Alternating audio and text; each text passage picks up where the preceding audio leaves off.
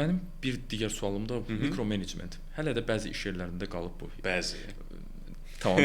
Bir çox mikromanagement qalır və agile deyərdim ki, agile dərtmə düşmənidir də yəni bu.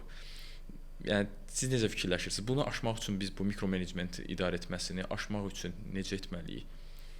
Belə deyəcəm. Lider özü mikromanagementə nəyə görə əl atır adətən?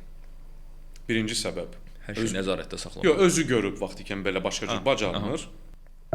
İkincisi, komandaya güvənmir. Onu da danışdıq, düzdürmü? Rahat baxırsa ki, məsəl üçün də mən nəsə delegasiya edə bilirəm, mən ötürürəm komanda onu aparacaq, o güvən inamı varsa hər iki tərəfdən. Mikromanagement olmayacaq. Və mən bu arada həmişə onu deyirəm, Netflixin yanaşmasını çox sevirəm bu mövzuda. Onlar deyirlər ki, bizdə nəzarət kontrol sistemi yoxdur.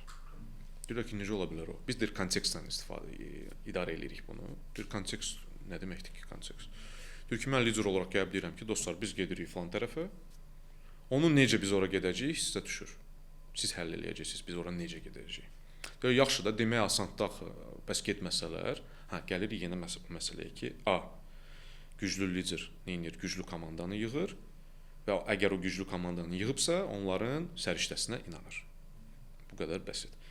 Və mütəmadi olaraq sadəcə onlarda baş verir müəyyən bir sinxronizasiya görüşləri və onlar kontekst əsasında nə edirlər? Bir-biri ilə mübadilə, fikir mübadiləsi həyata keçirirlər.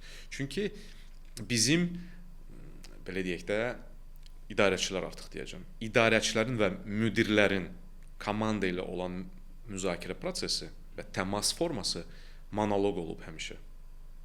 Yəni, müdir komandanı çağırırdı, hər həftənin birinci günü bizdə iclasdır. Nə olur orada? Yığışırıq, müdir təyin edir kim danışacaq.